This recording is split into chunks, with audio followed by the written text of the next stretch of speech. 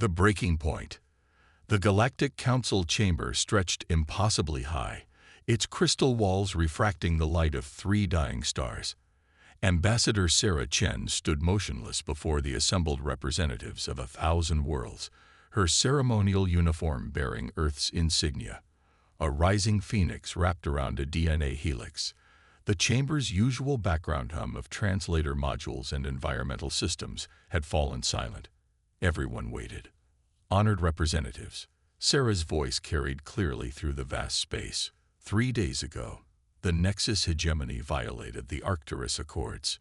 She gestured, and a hologram materialized above the central platform. The images showed burning cities, shattered defense platforms, and civilian ships being methodically destroyed around the colony world of New Eden.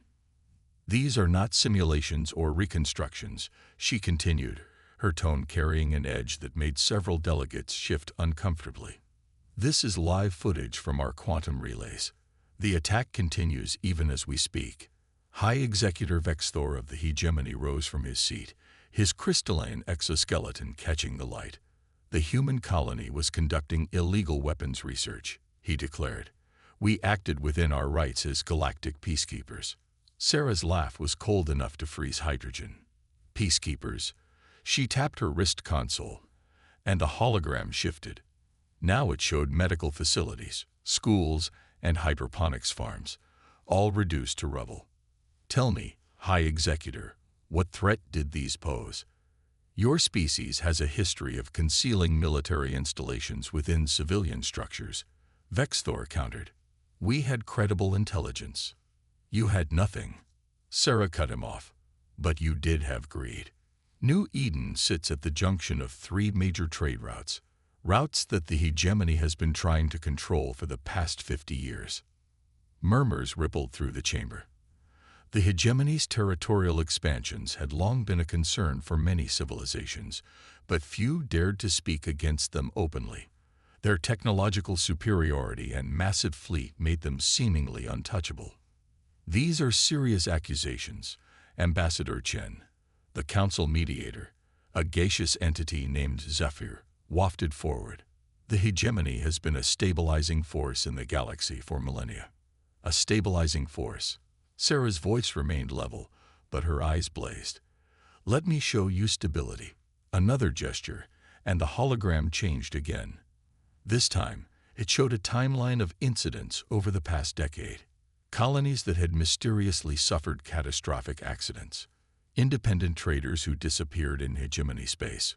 Worlds that suddenly discovered they needed protection from non-existent threats. We've been patient, Sarah continued. Humanity joined this council believing in diplomatic solutions. We've watched, documented, and waited, hoping the hegemony would honor its commitments to peace. That patience ended when you targeted our children. The hologram focused on a single image, a destroyed school complex on New Eden. The timestamp showed it was the first target hit. Vexthor's crystalline form vibrated with barely contained rage. You dare question our authority. The hegemony maintained order while your species was still discovering fire. We will not be lectured by. You will be silent. Sarah's words cut through the chamber like a plasma torch through ice. The command in her voice was so absolute that even Vexthor paused mid-sentence. Humanity did not come to the stars seeking war, she continued, her voice dropping to a near whisper that somehow carried more weight than any shout. We came seeking knowledge, friendship, and a greater understanding of our place in the universe. But make no mistake, we came prepared for war. She raised her hand, and the hologram showed one final image. A massive fleet of ships emerging from jump points throughout hegemony space. Ships of a design no one in the council had ever seen before. For 300 years, humanity has maintained 2 fleets, Sarah explained. The one you know about, and the one we built in secret, the one that now has every major hegemony world targeted, the one that can end your empire in a single coordinated strike. The chamber erupted in chaos. Delegates shouted questions, demands, and threats. Through it all, Sarah stood unmoved, her eyes locked on Vexthor. You have one standard rotation to withdraw all forces from New Eden and any other human territories, she stated. You will pay reparations for the damage caused, and you will submit to a full investigation by neutral parties regarding your other violations of the Accords. And if we refuse? Vexthor's voice quivered with a mixture of rage and fear. Sarah's smile was razor-thin. Then humanity will do what we have always done when faced with tyranny. We will end it. As the council chamber descended into frantic debate, Sarah turned and walked toward the exit. She had delivered humanity's message. Now it was time to see if the hegemony was wise enough to listen, or if they needed a more forceful lesson in why humanity had survived every challenge its harsh homeworld had thrown at it. The next 24 hours would determine whether the galaxy witnessed the dawn of a new era of peace or the fall of an empire that had forgotten that true strength lies not in dominance, but in wisdom. Lines in the stars. The emergency session of the Galactic Council stretched into its 6th hour. Holographic displays flickered throughout the chamber, showing tactical overlays of both human and hegemony fleet positions. Sarah Chen stood at the center of a storm of accusations, demands, and barely concealed panic. You speak of violations, High Executor Vexthor's voice reverberated through the chamber. Yet you admit to building a secret military force. How dare you claim moral authority while deceiving the council? Sarah's response was measured, each word carefully chosen. The Arcturus Accords limited visible military forces. They said nothing about defensive preparations. She activated a new holographic display, showing the technical specifications of the human vessels. Every ship we built complies with council regulations regarding weapons yields and defensive capabilities. We simply built them. Elsewhere. The elsewhere hung in the air like a challenge. The hegemony's intelligence networks were legendary, yet they had missed the construction of an entire fleet. The implications sent ripples of unease through the assembled delegates. Counselor Zern, a being of pure energy contained within an ornate mechanical shell, floated forward. Ambassador Chen, while the hegemony's actions are concerning, your response seems disproportionate. Perhaps a negotiated settlement. With respect, Counselor. Sarah interrupted. Negotiation requires trust. Let me show you why that trust no longer exists. She initiated a new sequence of holograms, these showing detailed surveillance footage spanning decades. Operation Shadow Mirror, as we called it, began the day we joined the Council. Every diplomatic mission, every trade agreement, every cultural exchange, all of them gathered intelligence. The footage showed hegemony ships attacking civilian vessels in neutral space, evidence of biological weapons research, and secret military installations in supposedly demilitarized zones. Each revelation was accompanied by timestamps, coordinates, and verification codes that even the hegemony's best data scramblers couldn't dispute. Your people are paranoid. Vexthor spat, but his crystalline form had lost some of its luster. Paranoid. Sarah's smile was cold. When we found the mass graves on Proxima Beta, when we intercepted your orders to test experimental weapons on civilian populations, when we discovered your plans to systematically eliminate any species that might one day challenge your dominance. She paused, letting the accusations sink in. That's not paranoia, High Executor. That's preparation. The chamber fell silent as the implications became clear. Humanity hadn't just built a secret fleet. They had compiled an ironclad case against the hegemony's centuries of crimes. A new figure stepped onto the council floor. Admiral James Chen, Sarah's brother and commander of humanity's hidden fleet. His presence wasn't a coincidence. The Chen siblings had been groomed since childhood for this moment, one to master diplomacy, the other to perfect the art of war. The human fleet is currently positioned to neutralize every major hegemony military installation within 15 minutes. James stated matter-of-factly, "We're not here to negotiate. We're here to present terms." The Admiral activated a final hologram, showing a comprehensive peace treaty. The terms were surprisingly moderate. The hegemony would withdraw to its core systems, submit to international oversight, and pay reparations to its victims.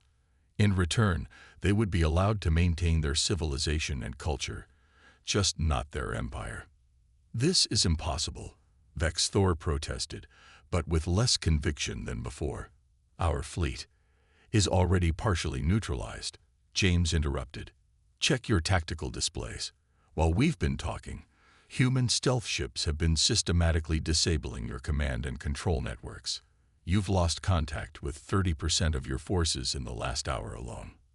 The revelation sent the chamber into chaos.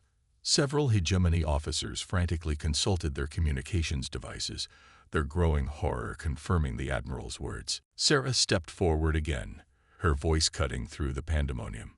We studied your history, High Executor.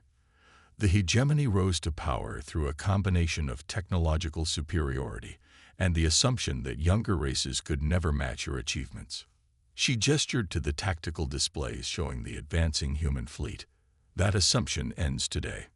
The treaty remains open for the next 6 hours, James added. After that, we shift from demonstration to full military engagement. The choice is yours. As the council erupted into frantic debate, Sarah and James shared a brief glance. Decades of preparation had led to this moment. They had given the hegemony a chance to choose peace, but they were equally prepared for war. Either way, the galaxy would never be the same after today. In the upper galleries, representatives from smaller nations watched with a mixture of fear and hope. For centuries, they had lived under the hegemony's shadow.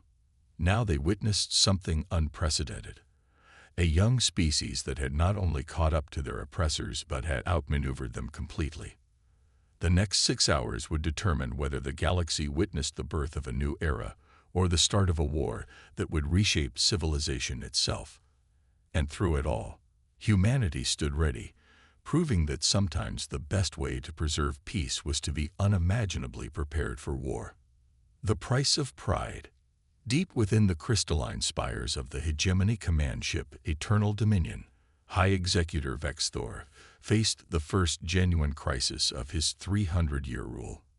The emergency council chamber, normally a place of absolute order, had devolved into chaos as military commanders and political leaders argued over their response to humanity's ultimatum. Our long-range communications are failing systematically, Fleet Commander Xerix announced, his crystalline form pulsing with distress patterns.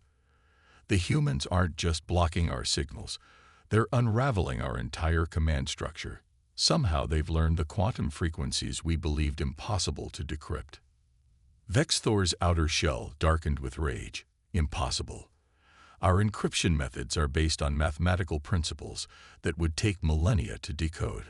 Unless, came a quiet voice from the corner, they had help. All eyes turned to senior archaeologist Kelva, her ancient form bearing the marks of countless centuries of study. We assumed humanity advanced quickly because they were lucky. We never considered they might be clever. The holographic displays surrounding them showed the continuing degradation of hegemony control. Ship after ship, station after station, going dark. Not destroyed. Simply disconnected from the vast network that had maintained hegemony dominance for millennia. Explain, Vex Thor demanded. Kelva moved to the center of the chamber, her movements deliberate. While we watched their visible progress, humanity was studying our artifacts, our technology, our very history. They didn't just learn how our systems worked, they discovered why we built them this way in the first place. She activated a historical display, showing the early days of the hegemony. Our civilization achieved dominance because we were the first to unlock quantum communications, but the humans found something we had forgotten. The original blueprints had flaws. Flaws we worked around but never truly fixed. And now they're exploiting those flaws. Fleet Commander Xerix realized, his tone shifting from anger to something approaching respect. The chamber's atmosphere grew heavier as the implications sank in.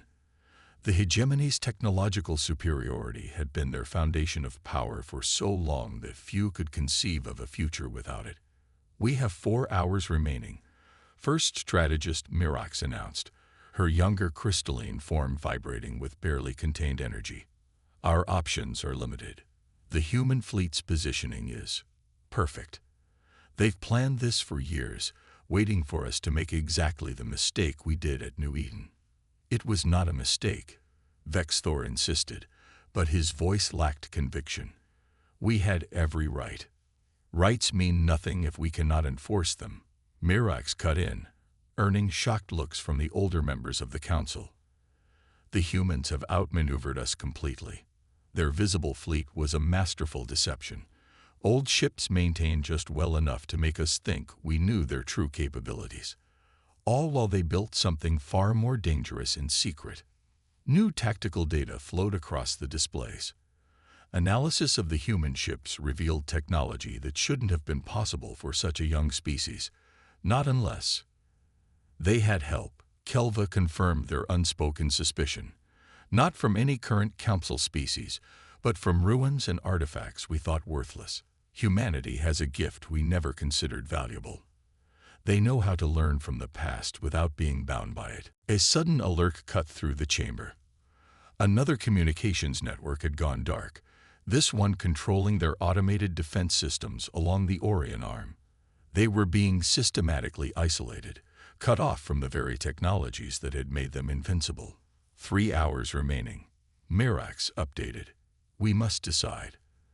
The terms they offer are an insult. Vexthor exploded. We have ruled the stars for millennia. We cannot simply surrender to these primitives. Then we die, Kelva stated simply.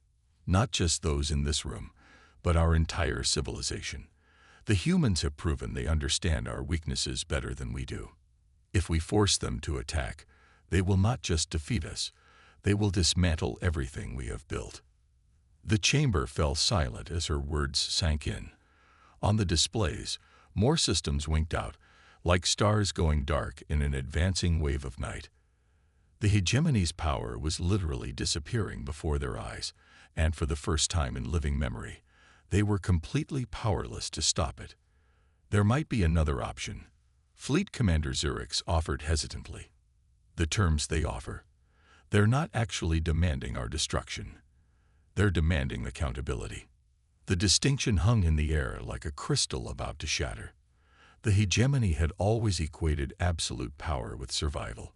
The idea that they could continue to exist without dominating others was almost impossible to grasp. 2 hours, 50 minutes remaining, Mirax announced quietly. High Executor Vexthor stood motionless, watching his empire crumble in real time.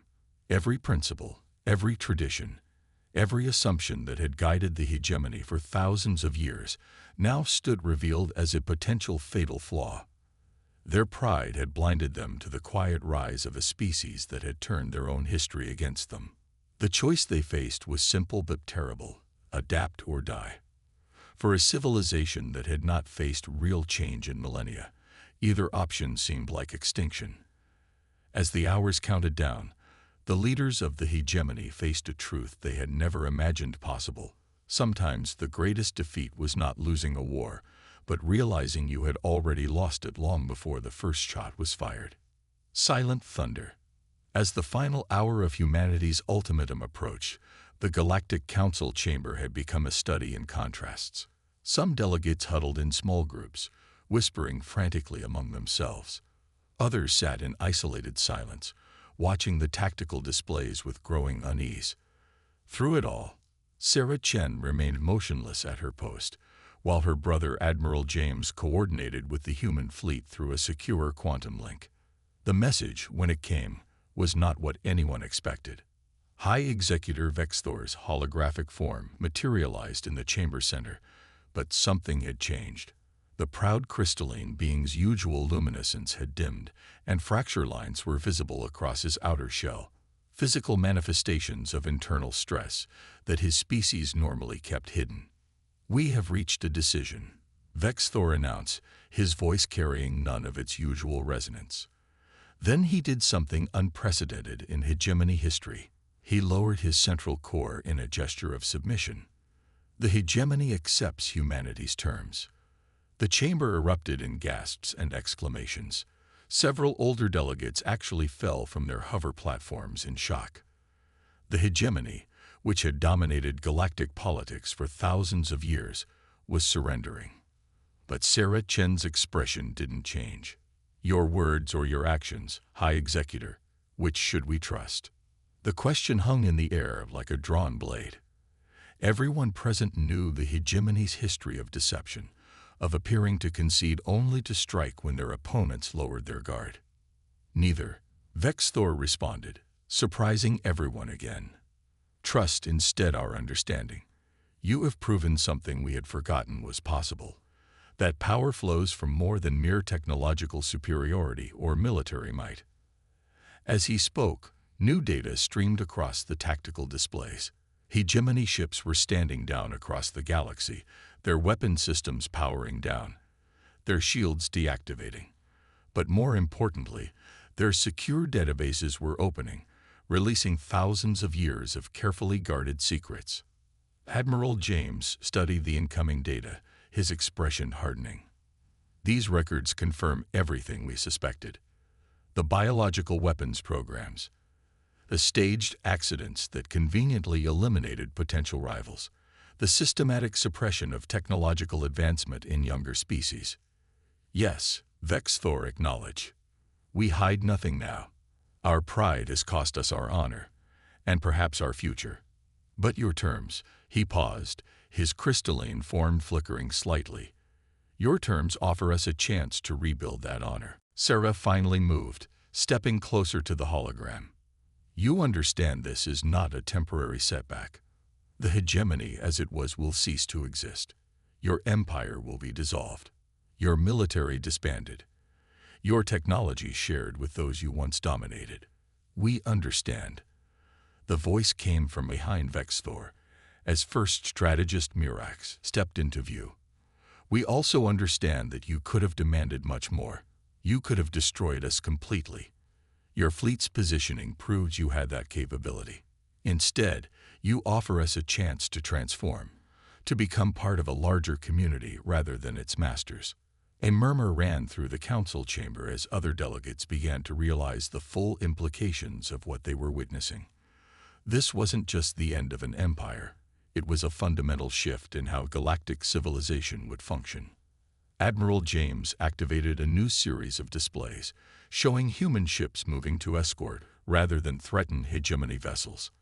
The transition begins immediately, he announced. Joint teams will oversee the implementation of the treaty terms.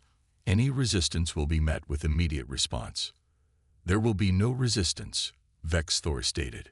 We have seen the future you offer, and the one that our pride would have led us to. The choice, though difficult, is clear. As if to emphasize his words, the great crystalline ships of the hegemony began broadcasting on open frequencies for the first time in their history. The encryption that had kept their communications secret for millennia dissolved, revealing the true extent of their empire and its vulnerabilities.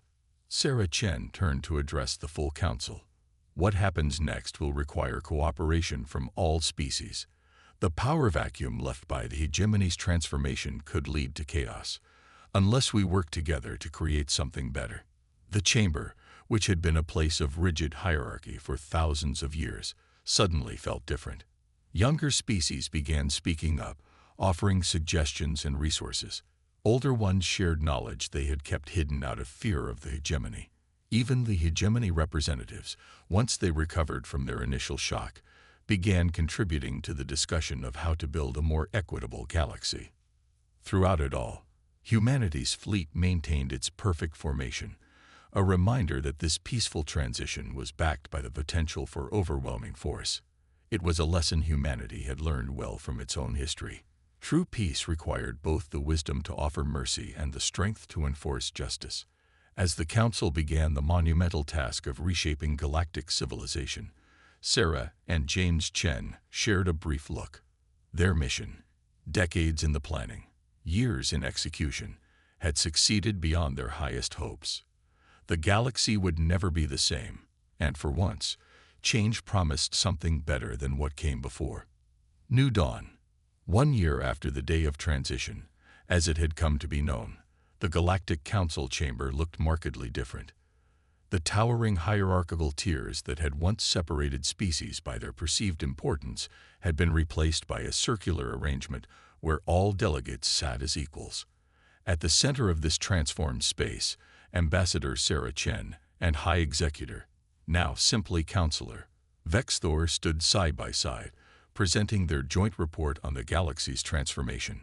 The integration of hegemony technology with other civilizations has proceeded faster than anticipated, Sarah explained, gesturing to a holographic display showing technological advancement rates across various species. When knowledge is shared rather than hoarded, progress accelerates exponentially. Vexthor's crystalline form, now bearing the softer luminescence of his people's natural state rather than the harsh brightness of artificial enhancement, pulsed in agreement. We have learned that true strength lies not in domination, but in collaboration. The achievements of the past year have far exceeded what the hegemony accomplished in centuries of isolation. The display shifted to show New Eden, the human colony whose destruction had triggered the crisis. Where burning ruins had once stood, a magnificent city now rose, its architecture a stunning blend of human innovation and hegemony crystalline engineering. But more remarkable than the buildings were the beings walking its streets, humans working alongside former hegemony citizens, younger species studying with ancient ones, all contributing to something greater than any could have achieved alone. The path has not been easy, Sarah acknowledged, addressing the full council. Change never is, but the results speak for themselves. The statistics flowing across the displays told a compelling story. Interspecies technological development had increased by 300%. Cultural exchange programs had led to breakthroughs in everything from medicine to faster-than-light travel. Even the former hegemony worlds were thriving, their people discovering that sharing knowledge brought greater rewards than hoarding it. Admiral James Chen, now heading the newly formed Galactic Defense Coalition, stepped forward to present the security overview. The transition of hegemony military assets to joint control has been completed. More importantly, the transparent sharing of defensive capabilities has virtually eliminated the arms race that once consumed so many resources. The tactical displays showed the new reality. Mixed species crews operating former hegemony vessels, joint research teams developing defensive technologies that protected all worlds equally.